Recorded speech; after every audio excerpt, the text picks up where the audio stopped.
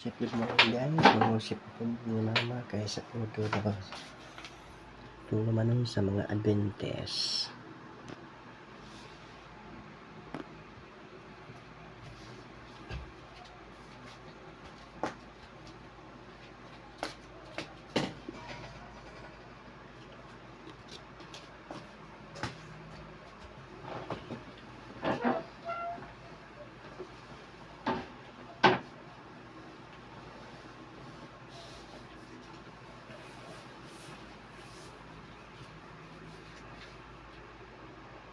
Saka? Mag-worship ta.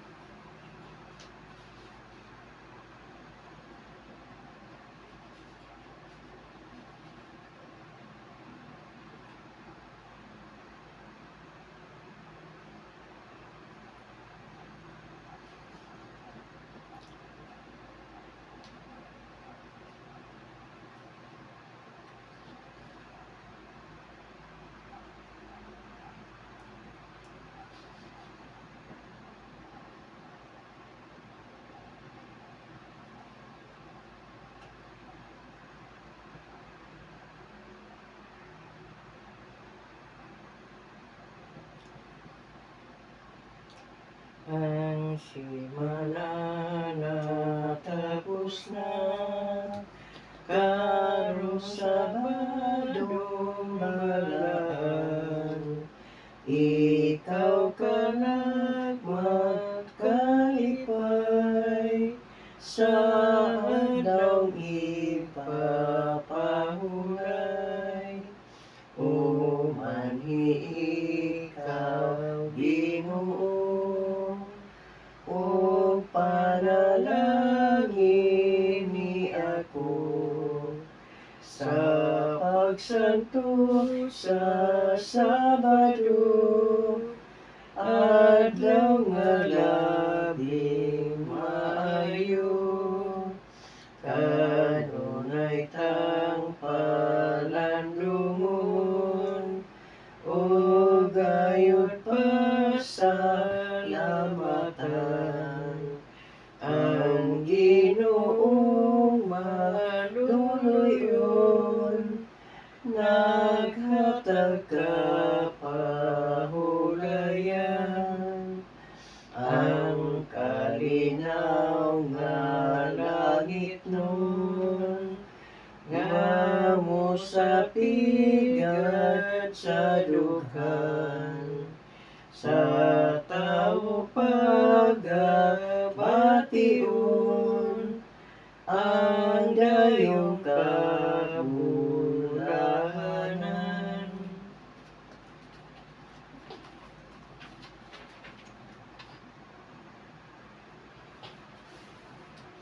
Ang basahon makita sa Jeremias 10. Ang pagsimba sa mga Diyos o ang matuod nga pagsimba. O katawan sa Israel, patalinghogi ang isulti sa Ginoo nga alang gayud kaninyo. Nag-ingon siya, ayaw kamo panungog sa ubang nasod, ug dili kamo angay mabalaka inig kakita ninyo sa mga ilhanan diha sa langit. Bisan tuod ug batiog kabalaka ang ubang mga nasod. Walay dili ang tinuuhan niining mga nasura. Mga kahoy, may kahoy nga giputol dito sa lasang. Unya, gikulitan sa pagkukulit o gihalupag sa lapi o bulawan. Pagkahuman niini, gipatapot pinaagig lansang aron dili kini matumba. Ang maong mga Diyos sama sa kahoy nga gibutang dito sa mga uma sa milon. aron paghadlok sa mga langgam.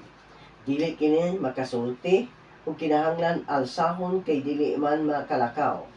Ayaw sila kahadluki, dili sila makahimog kadaot kaninyo, ni makahatag sila kaninyo kaayuhan. Ginoo, wala gayoy sama kanimo. Ikaw makagahom og halangdon, gamhanan ang imong ngalan. Kinsa may dili mahadlok kanimo, nga hari ka man sa tanang kanasuran. Angay kang mahadlukan sa tanan, walay sama kanimo sa tanang maalamong tawo, sa nagkalain-laing nasod, ug sa tanan nilang mga gingharian, mga buang-buang ug mga tunto sila. Makatudlo og may hikatunan ba sila gikan sa mga Diyos nga kahoy, gihalupan nilang plata gikan sa Espanya, ug bulawan gikan sa Ufas ang ilang mga Diyos nga pulos kinulit. Gibistihan sila granate ug dagtong pula nga panapton nga maayong pagkahabol.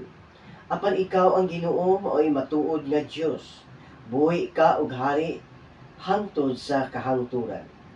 Mukurog ang kalibutan kung masuko ka, ug walay nasod nga dili mahadlok sa imong kasuko. Sultihi sila nga ang Dios nga dili maoy nagbuhat sa yuta ug sa langit, laglagon gayud ug mahanaw sila sa hingpit. Usa ka awit sa pagdayeg sa Dios. Gibuhat sa Ginoo ang yuta, pinaagi sa iyang gahom, gimugna niya ang kalibutan pinaagi sa iyang kaalam, ug sa iyang kabatid, gihikyad niya ang langit, sa iyang mando mudaguok ang mga tubig nga anaa sa kalangitan. Matigom ang mga panganod sa tanang dapit sa kalibutan. Gipakilat niya aron ulan o gipahuros niya ang hangin gikan sa iyang lawak tipiganan, kini maoy makahimong buang-buang sa mga tao. Makawang lamang ang pagsalig sa mga platero sa iyang Diyos, kay sila mini man ug walay kinabuhi. Wala kini kapuslanan ug angay nga yamiran. Dugmukon gayud kini sila, inigpahamtang sa Ginoo sa iyang silot. Ang Diyos ni Jacob dili sama kanila, siya ang nagbuhat sa tanang butang, ug gipili niya ang Israel aron maiyang katawhan. Ang Ginoo nga labing gamhanan mao ang iyang ngalan. Ang pagkabihag sa Israel, katawhan sa Jerusalem, nga gilikusan sa kaaway, ipusa ang inyong kabtangan, kay ingindan kamo karon sa Ginoo, gikan ining nasurat. Laglagon kamo niya hangtod nga wala nay mahibilin kaninyo. Mao kini ang giingon sa Ginoo. Mituaw ang mga mulupyo sa Jerusalem, pagkapait sa midangat kanato, dili na maayo kining atong mga samad, dili na nato kini maantos, nangaguba ang atong mga tulda, nangalugtab ang mga higot niini. Hibiyaan na kita sa atong mga anak, wala na'y nahibilin aron pagtaod pag-usab sa tulda o sa mga kortina niini. Mitubag si Jeremias, ang inyong mga kadagkuan mga buang-buang, kay wala man sila magpakisayod sa kabubuton sa Ginoo. Busa wala sila magmalampuson ug nagkatibulaag ang atong katawhan. Pamati kamo niining balita, may umaabot nga kasamo gikan sa usa ka nasod sa amihanan, ang kasundaluhan niining mulumpag sa mga syudad sa Huda, ug mahimo kining mga syudara nga disyerto, ug puy-anan sa ihalas nga mananap. Ginoo, nasayod ako nga walay tawo nga makapaniguro sa iyang kaugmaon, ni makabuot sa mga butang nga mudangat sa iyang kinabuhi. Kastiguha kami, Ginoo, apan ayaw intawon palabihin. Ug kun imo kaming kastiguhon, ayaw intawon iatul inig kasuko mo aron dili kami mahurot og kamatay.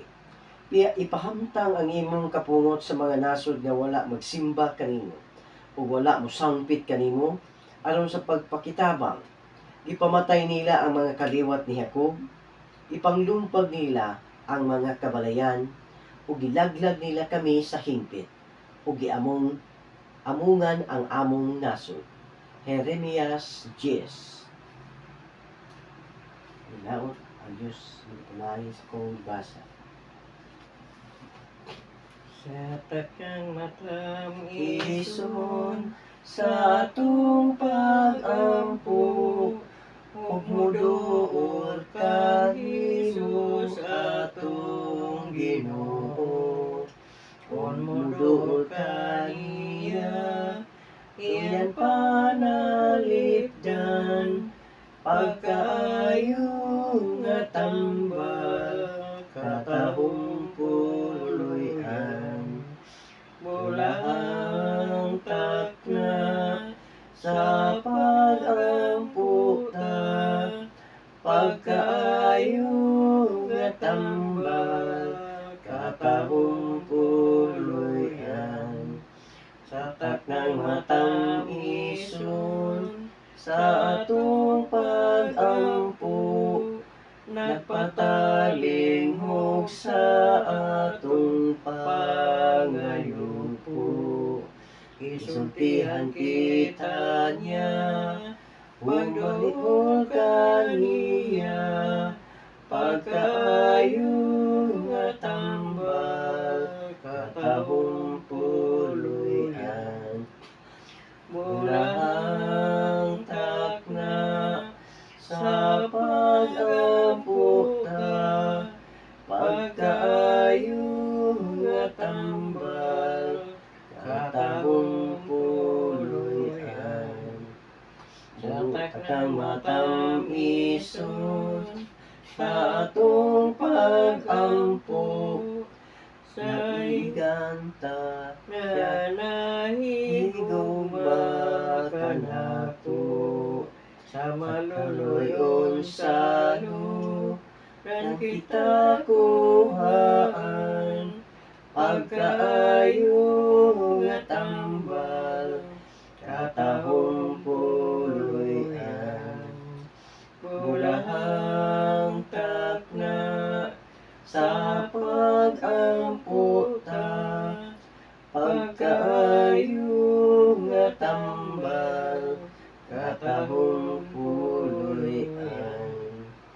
Sa taknang matam-ison sa atong pag-ampo, sa liganta siya panalangin ibubo. Muligpit ang pagsali, ulan ta kuhaan, pagkaayo nga tambal, katahong puloy-an.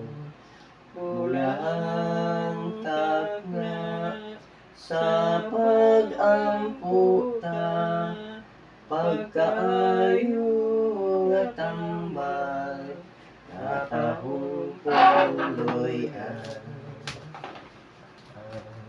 Amen.